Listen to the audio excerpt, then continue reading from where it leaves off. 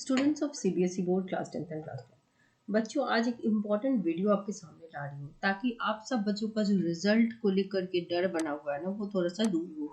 कि कुछ बच्चे हैं जो टॉपर बनने के लिए डरे हुए हैं, कुछ बच्चे हैं जो चाहते हैं कम से कम 80 to 90 के रेंज में फॉल करें, और कुछ जो वीकर सेक्शन के बच्चे वो चाहते हैं कि एटलीस्ट वो पास हो जाए या फिर 60% तक लेकर के आ जाए।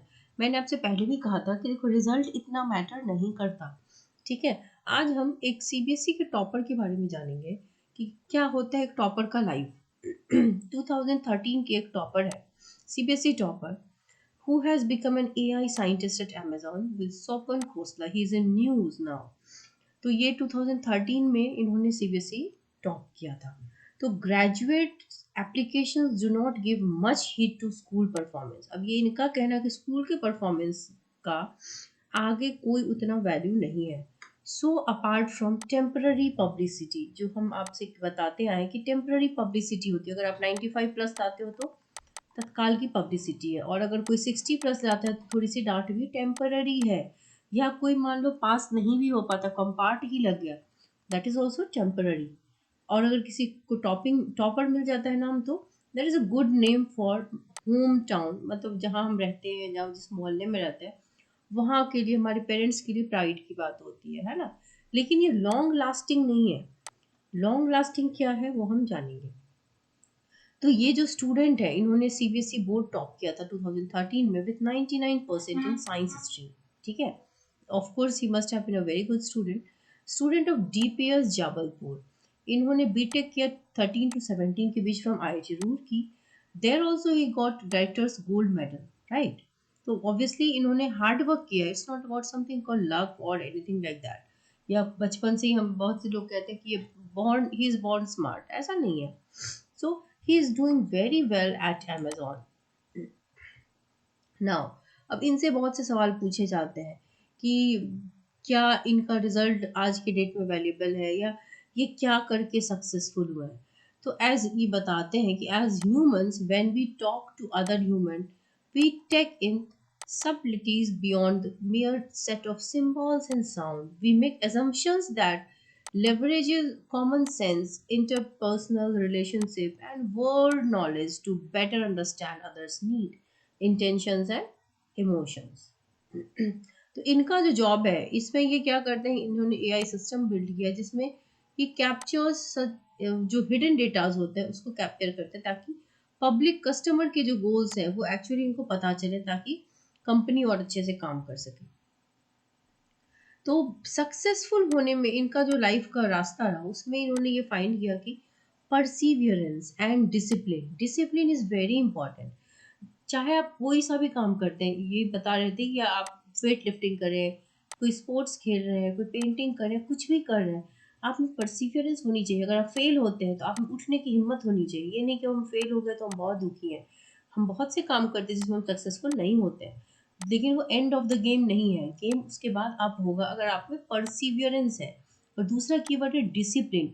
आज हम सुबह 6 बजे से उठ के पढ़ रहे हैं, अगले दिन हम 7 बजे उठेंगे, अगले दिन हम 8:30 बजे उठेंगे। तो you don't have a routine. आपकी लाइफ अगर डिसिप्लिन नहीं है ना, तो रिजल्ट फिर ठीक नहीं आता। ठीक है। तो ये दो चीज़ मैं आप सबको बताना चाहती हूँ कि आप भी, हम टॉपर्स की लाइफ हिस्ट्री क्यों जानते हैं। इसलिए नहीं जानते हैं कि अरे ये तो टॉपर है, आप भी इसमें से एक हो सकते हैं। ठीक है। या ऐसा भी हो सकता है कि ट्वेल्थ में चलो इनके जितने आपके नंबर ना हो, लेकिन इसके बाद भी you can be even more successful than him. तो हम टॉपर्स से थोड़ा सा ये लेते हैं कि शायद उनसे हम कुछ सीख सकें। इसमें इनके लाइफ हिस्ट्री से अगर आपको कुछ सीखने को मिले, तो आप सीख सकते हैं कि परसिवियरेंस एंड डिसिप्लिन, अगर आप में इन दोनों में से एक चीज़ की कमी है तो वर्क ऑन इट, तो आप भी सक्सेसफुल हो सकते हैं। ये कोई इनहेरिटेबल प्रॉपर्टी नहीं है कि somebody is born talented, it's not inheritable property. ठीक है। टैलेंट जो होता है ना, वो अपने आप डेवलप होता है with your discipline and Perseverance. तो ये नहीं है कि फलाना फ्रेंड मेरा बहुत टैलेंटेड है तो वो 98 लाएगा, मैं तो बहुत उतना टैलेंटेड नहीं हूँ तो मैं 60s में हूँ। It's not about talent, it's about the discipline that student must be following and the perseverance. Understood.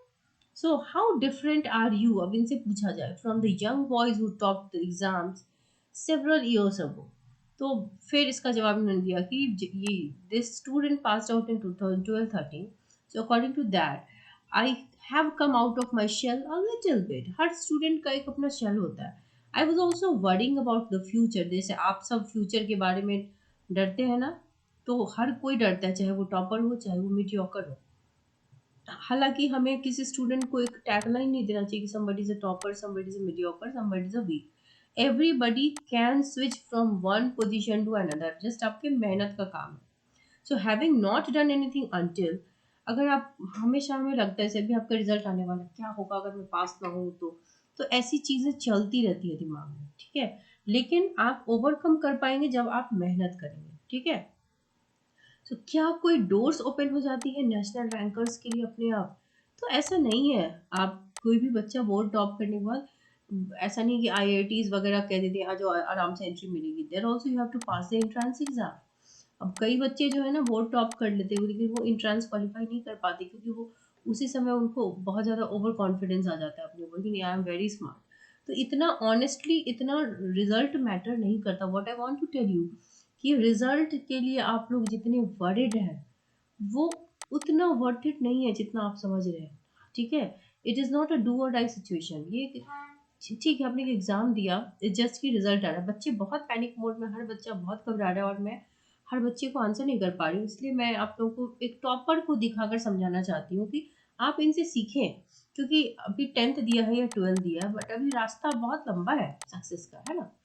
तो सक्सेस के रास्ते में आप भी मेहनत को लाइए, अपने हार्ड वर्क को लाइए, डिसिप्लिन को लाइए, ताकि आप भी सक्सेसफुल हो सके, रिजल्ट चाहे जो भी हो। क्योंकि आपको देखने, एक टॉपर कह रहा है कि नेशनल रैंकर होने से आपको पब्लिसिटी के अलावा कुछ और नहीं मिलेगी, और अपने घर में, अपने सोसाइटी में, अपने फैमिली में आपको थोड़ी सी रिस्पेक्ट ज़्यादा मिलेगी फॉर सम टाइम।